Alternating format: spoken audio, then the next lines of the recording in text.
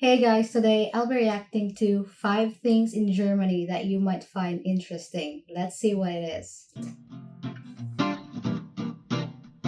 Hi everyone, what is up? My name is Haley. Welcome to my YouTube channel. If you did not know, now you do. Hey you guys, what's up? In today's video, I'm going to be talking about some of my most interesting German facts, I guess you could say, random tidbits of information with Haley that nobody really asked for, but I'm giving it to you guys anyways, so.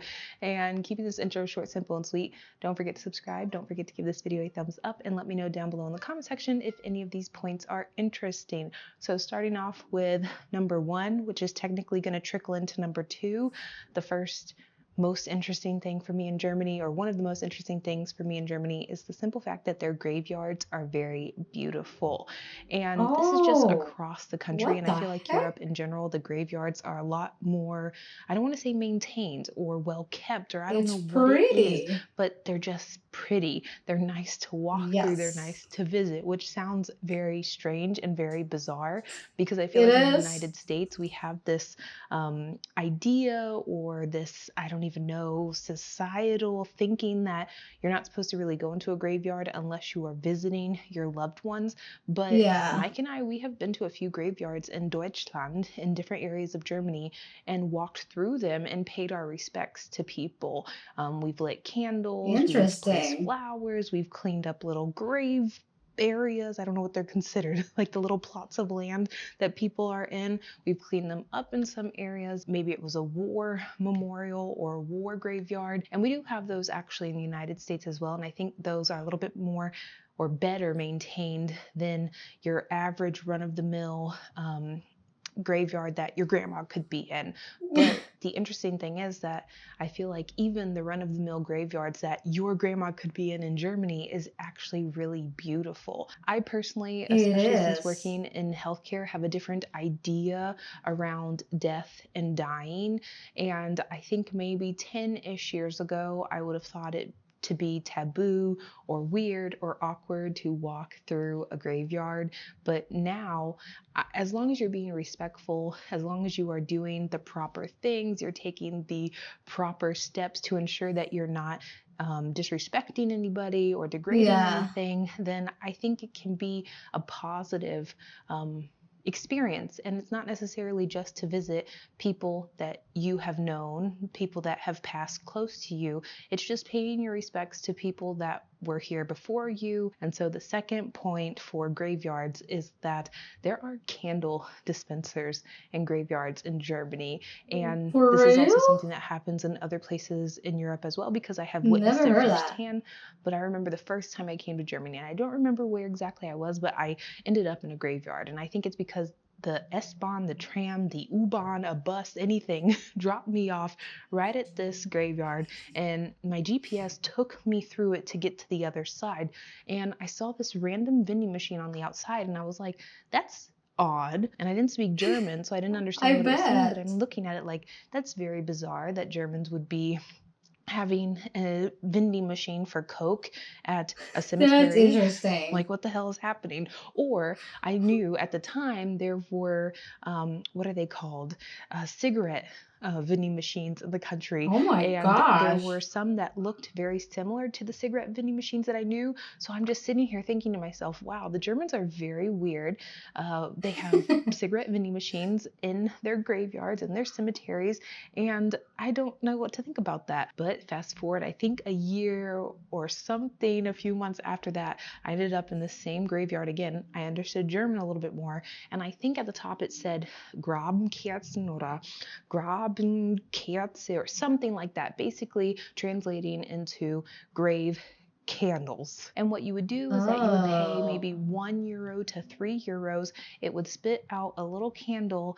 And I did this that's actually with Mike and his convenient. grandma before we left to come to the United States. I thought it was so cute as well. But that one that we got there was this big red candle that had a match, I believe, on the inside. Oh, that's really And we lit convenient. it, placed it at the grave, said some nice words, cleaned it up a little bit, and then we left. And I believe the person that controls the cemetery and cleans it up, and that's their job, they would collect them, and maybe they were repurposed, maybe they were thrown away. I actually don't know what happens to the cemetery candles, but I just thought to myself, that is so stinking cute. And I have never Yeah. once seen this in the United States, ever, ever, No. ever in my lifetime. And I don't know what the reason is, though. The next thing that I find interesting about Germany is That is really interesting. I've never heard of that. And Coke vending machines in cemetery as well. That is nice because I always get thirsty, so I would love that.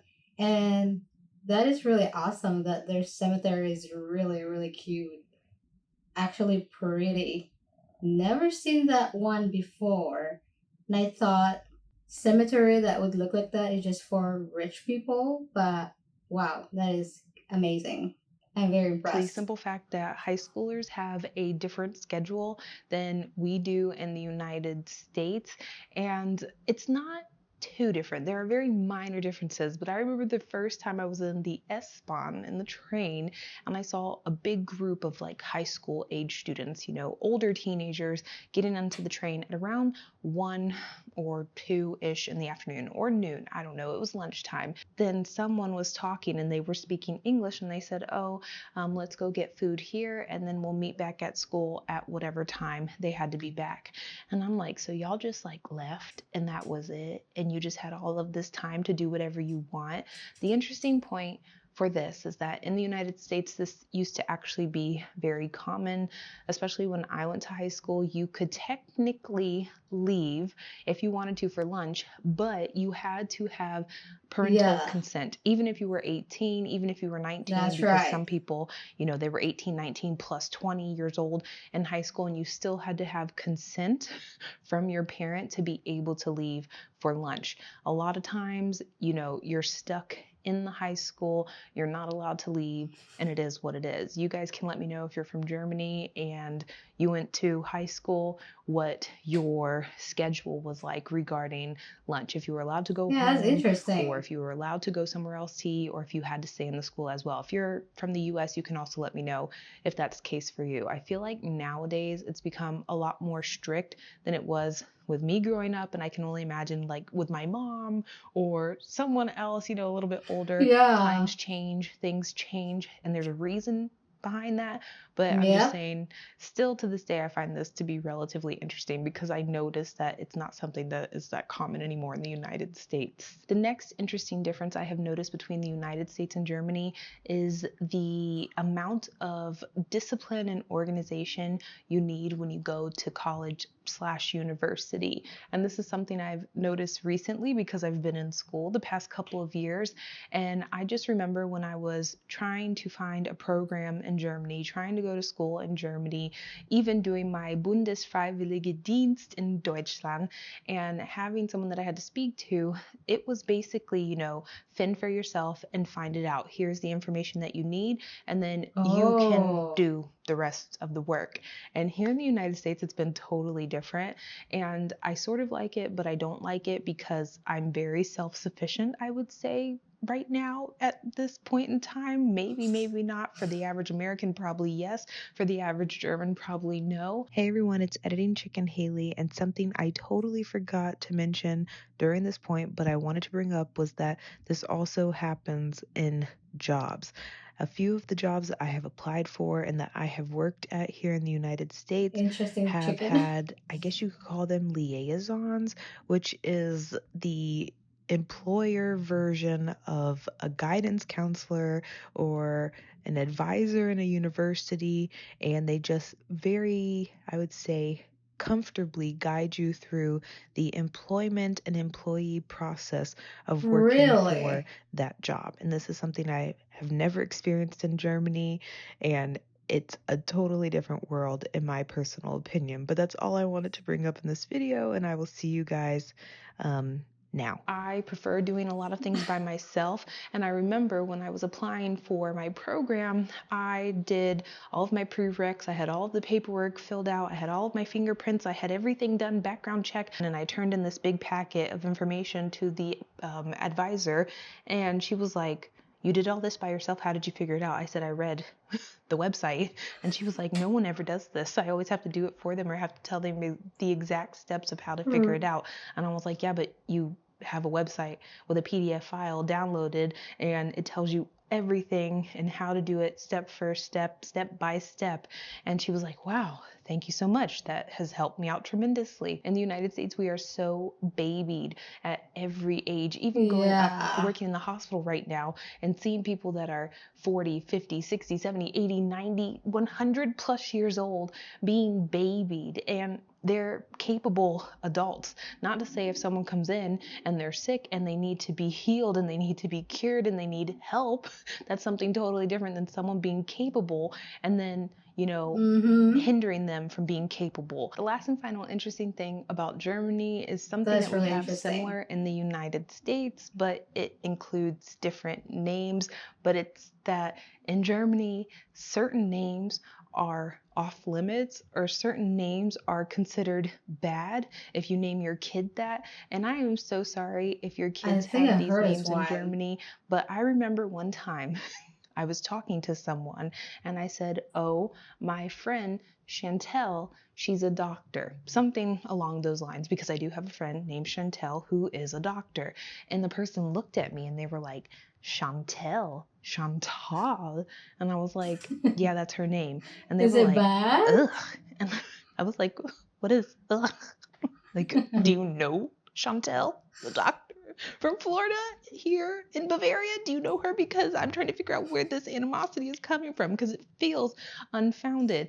And the person was like, Maybe no, they that's didn't like just the like a name. ugh name. And I was like, excuse me? And then I was talking to someone else one time and I said, oh, this person I know named Kevin. And they were like, Kevin? And I was like, Is it another of bad? the Chantel moment, like, what is going on with these German people and their names? And they're like, Kevin is a horrible name. Who would name Oh their kid gosh. Kevin? Ugh, that poor It's very kid. Those common parents are in the so mean. US. And I'm just sitting here like, what is going on? And the amount of times I have come into contact with people saying bad things about people with the name Chantel, in USA English, or with someone named Kevin. And I just want to know what's the Oh, reason. We have Karen in the interesting. United States, and I don't know if we have a male equivalent. We just call anybody a Karen. We say a male Karen as well. Maybe we say Kevin, but not really. We call people just Karens. Gender Mm-hmm. neutral, doesn't matter, can be stuck on anybody. And I think that might be the equivalent, but I feel like it's a lot more deep rooted in Germany than it is in the United States. I'm assuming there might have been a particular character, maybe in a movie, a book, or a TV show that a lot of people disliked or maybe made fun of that was named either Kevin or Chantal. I don't know, you guys. This is yet again another point that I'm making up out of my behind, but nonetheless, I find this to be so interesting that a lot of Germans, they will turn their nose up when they hear those names, or they will literally make fun of these people Yeah. because they have these names. Do with that information what you want, you guys. If you're named Kevin or if you're named Chantal, and you go to Germany, just be Good prepared thing that's that not you my might name. get a few side eyes or maybe some Oh interesting remarks gosh. from certain people. I feel like it's gotten a little better, but when I first got to the country, you guys, people were like, Kevin, Chantal, ugh. And so that is the end of this video, you guys. Thank you so much.